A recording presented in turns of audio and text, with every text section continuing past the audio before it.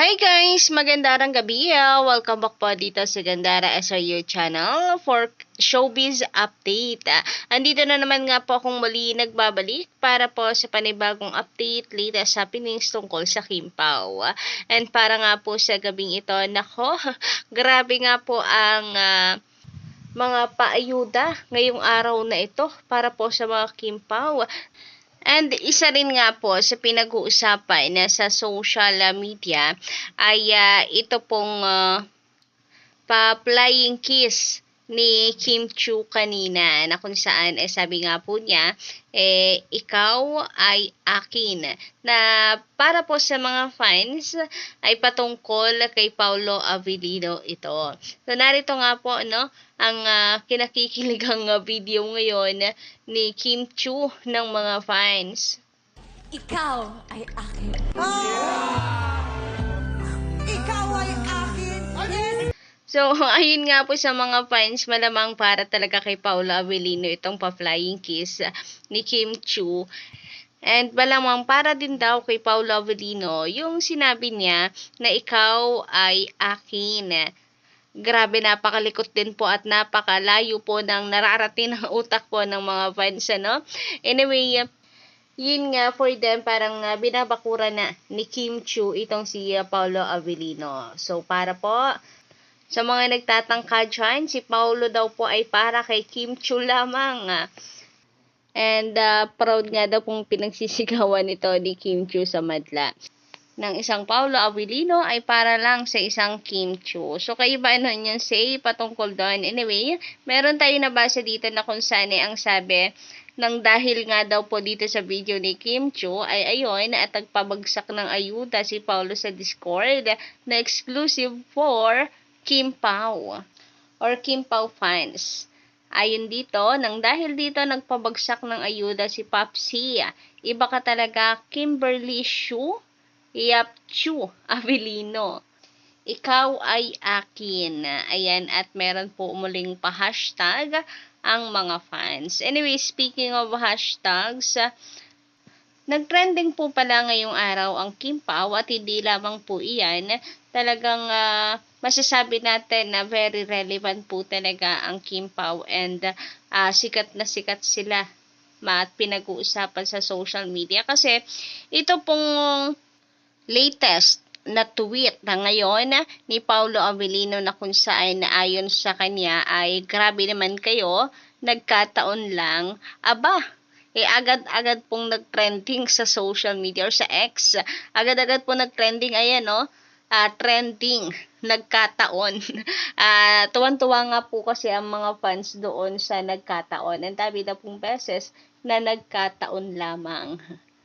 So, tuwang-tuwa po ang mga fans. And kung kayo po yung magbabasa ng mga comments dito sa tweet na yan, matutuwa po kayo. Kasi yung mga fans ay sakay na sakay din po dito kay Paolo. So, ayan trending nga po siya agad sa social media. Ang lakas, di ba? Anyway, sabi nga po dito, gusto po namin yung nagkataon at wish namin to more nagkataon pa. We love you, Kim Pao. Samantala, para naman sa mga nagsasabi na ginagamit lang ni Paolo si Kim dahil for sure niyan daw or bukas makalawa, iiwan na rin ni Paolo itong si Kim Chiu sa ere kagaya ng ginawa niya kay Janine na kung saan iiti ng kipa. Buti na nga lang daw at hindi po umamin itong si Kim Chiu agad-agad sa kanilang dalawa ni Paolo kasi baka mamaya niyan mapahiya si Kim at itanggi siya ni Paolo, o di ba, bilang babae na tama lang daw ang desisyon nitong si Kim Chiu. And ayun nga, naniniwala po yung iba na ginagamit lang ni Paolo itong si Kim Chiu para sumikat and iiwan din sa ere. Parang nangyari kay Janine. Sabi dito, solid Kim Pao ako. Hindi naman kailangan ni Paolo gamitin si Kimi. Dahil wala pa si Kimi sa buhay ni Paolo, may pangalan naman na si Paolo sa showbiz. Pareho lang naman sila ni Kimi. Sikat ngayon kasi mas lalo silang sumikat. So ayun, parehas sila for me na sikat na. pang international na nga daw po itong si Kim Chiu eh. Napakahusay na umarte. Ang dami na rin po niyang napatunayan.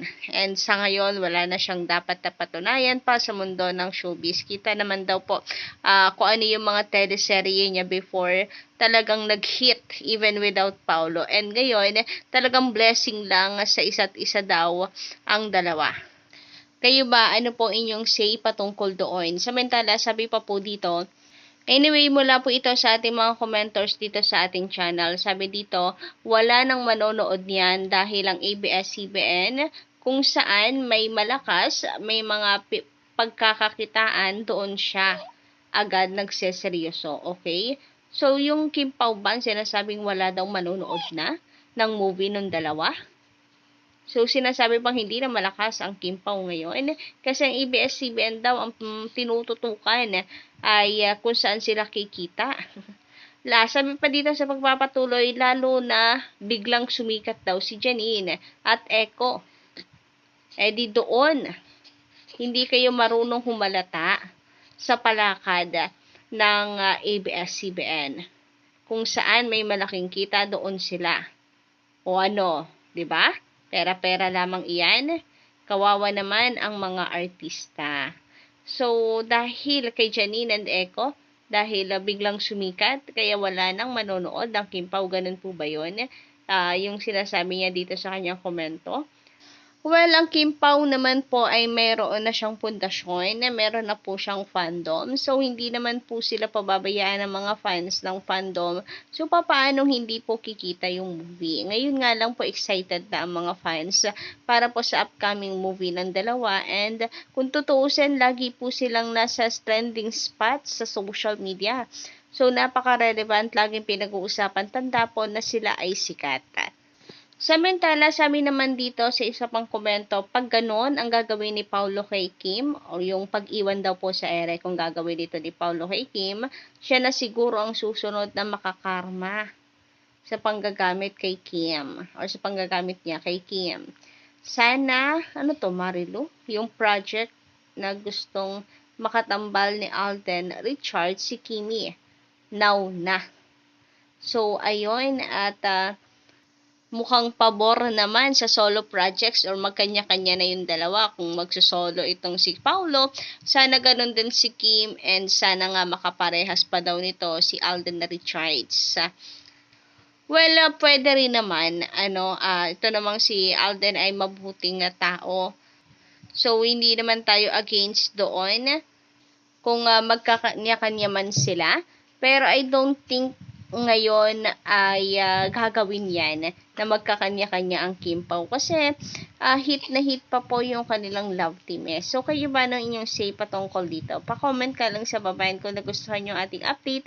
Don't forget to click the subscribe button and the notification bell for more updates.